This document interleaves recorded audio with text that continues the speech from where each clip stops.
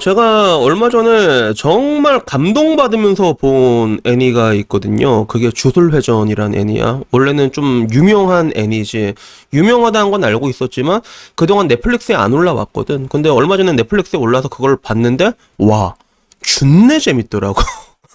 진짜 재밌게 봤어. 그래서 2021년에 내가 애니를 진짜 재밌게 본 게 진격의 거인이었고, 2022년에는 지금 현재로서는 주술회전이지. 솔직히 말해가지고 나이가 들면요 만화가 굉장히 재미없어집니다. 왜 그런가 생각을 해보면 만화는 보통 유치하거든. 그 유치한 걸 못 참아. 나이가 들면 인내심도 떨어지고. 그래서 내가 이렇게 만화를 재밌게 볼 수 있는 거는 좀 생각하기 힘들었는데, 진격의 거인 같은 경우는 나름 심오해요. 그게 나도 시즌 1, 2, 3까지 봤을 땐 잘 몰랐는데 파이널 시즌 가면 전쟁의 각도를 비틀어 버리거든. 그러면 그 상황에 대해서 각자의 입장이 전부 다 이해가 된단 말이야. 그래서 야, 이거는 내용 되게 잘 썼다라는 생각이 들었어, 사실. 그래서 되게 재밌게 봤다면, 주술회전은 딱히 별거 없는 너무나도 뻔하고 뻔한 그런 성장형 드라마란 말이에요. 그게 주인공 존나 강해지고 주인공 동료들이 강해지면서 동료와 의리 이러면서 이제 가는 너무 뻔한 내용인데, 근데 진짜 내용을 잘 뽑아냈어. 만화를 전율이 높게끔. 너무 뻔하지만 멋있는 거 있잖아. 까리한 거 있잖아. 약간 그런 느낌이거든. 그런데 이걸 되게 재밌게 봤는데, 근데 여기서 가장 기억에 남는 캐릭터는, 내가 제일 좋아하는 캐릭터는 주인공이 아니라, 나는 여기 쿠기사키 노바라라는 여자를 굉장히 좋아하거든요. 처음에 이 노바라라는 여자를 보면 그냥 맨 처음에 저건 뭐지?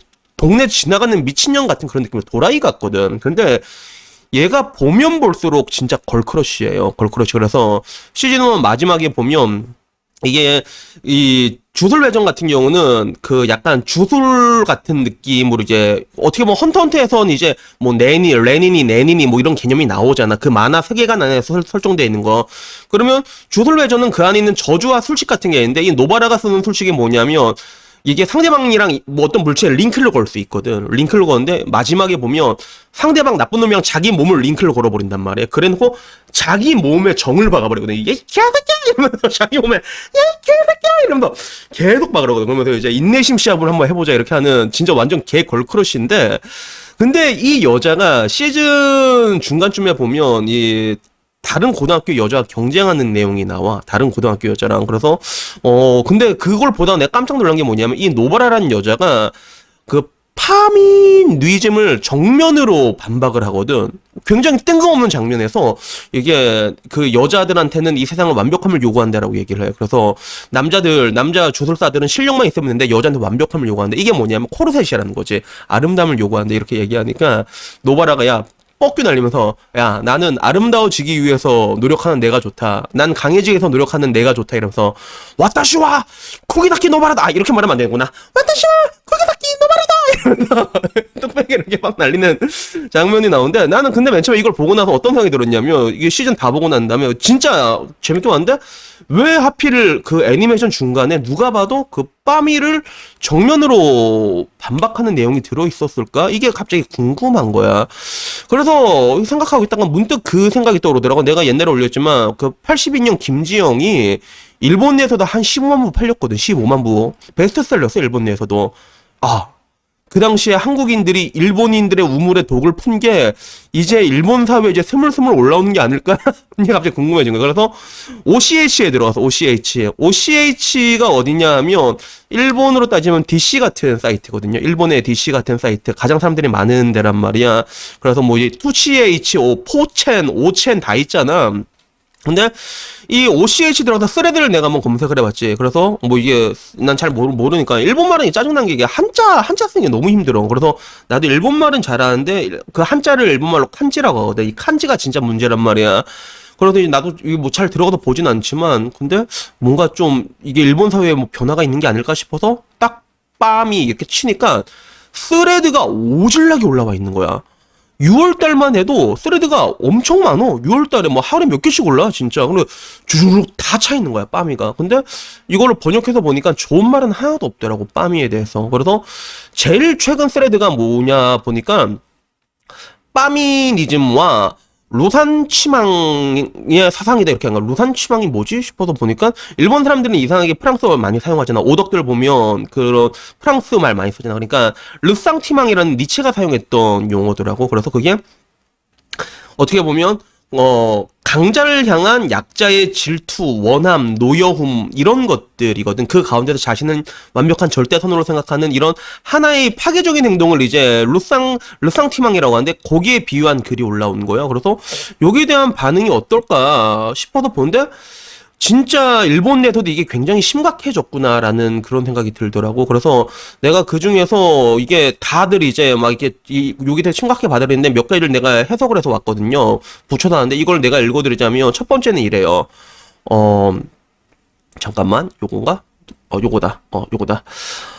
첫 번째는 어떻게 댓글 달렸냐면 평범하게 남자친구가 생기고 주위의 축복으로 결혼하고 아이가 생겨 가정을 꾸리는 여성으로서 최고의 행복과 육아와 가정을 지키는 큰 사업을 짊어진 빛나는 여자에 대한 질투, 원한.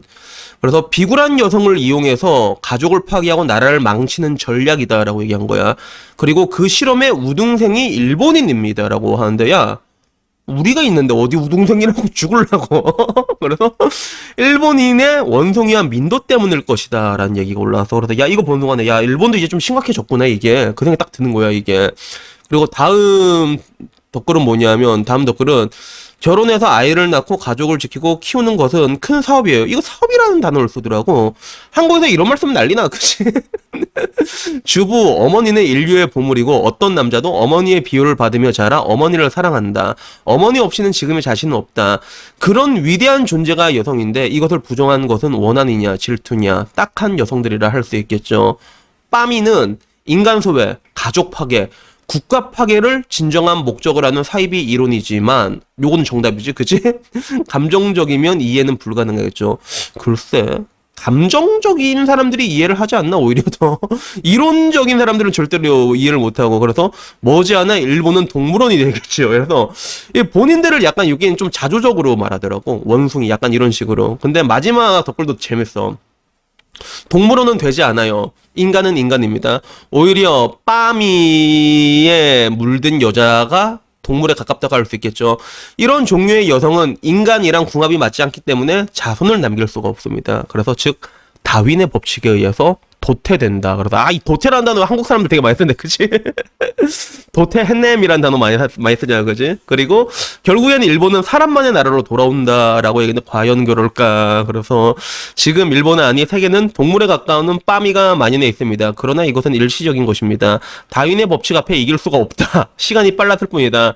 동물계에서 좀 더 많은 수행을 해야 될 것입니다. 라는 그런 이야기가 나는데 이걸 보면서 느낀 게 이렇게 많은 스레드가 올라오고 이제는 일본에도 굉장히 심각하고 지금 왔을 때 이게 일본에도 이걸 진압을 하려고 하고 있구나.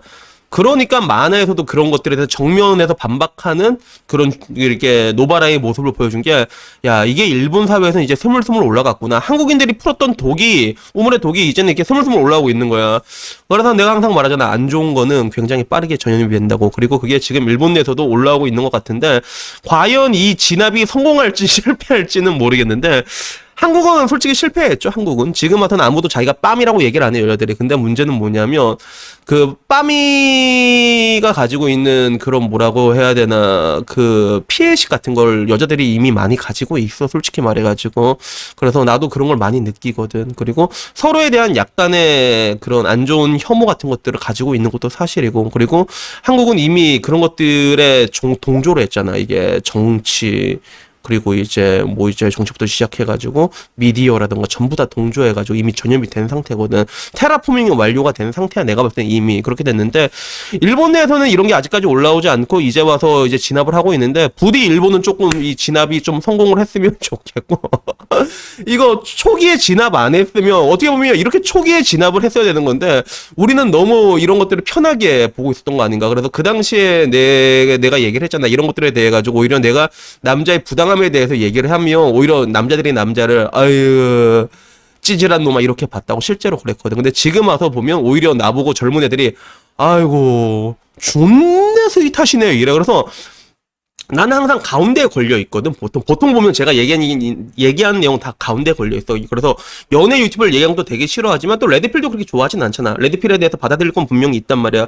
여기 가운데에 있고 뭐 이제 스윗함의 강도도 진짜 스윗햇nem과 요 애들 사이 젊음이 가운데가 걸쳐 있는 것 같아, 나는 항상. 근데 이러나 저러나 내가 보기에는 확실히 이제 일본 내에서도 이런 것들이 굉장히 심각한 수준까지 올라왔구나라는 그런 생각이 드는 거야. 그래서 여튼 뭐 우리가 굉장히 긴 그런 뭔가 이제 애증의 관계라고 볼 수 있잖아. 일본이란 나라와는 그런 애증의 관계가 되었지만 아무쪼록 일본에서는 이게 화이팅 하시고, 일본 내에서는 근데 이게 만약에 정치적으로 이용하는 인간들이 나면 또 어떻게 될까? 아마 일본 내에선 정치적으로 이용한 사람이 나오게 되면 진짜 그 집단 린치를 가하지 않을까? 일본은 이래봬도 이러나 저러나 그런 강강약약의 국가거든. 그러니까 이런 것들을 간간히 구경하는 게 앞으로 좀 재미는 있을 것 같다라는 그런 생각이 들더라고요.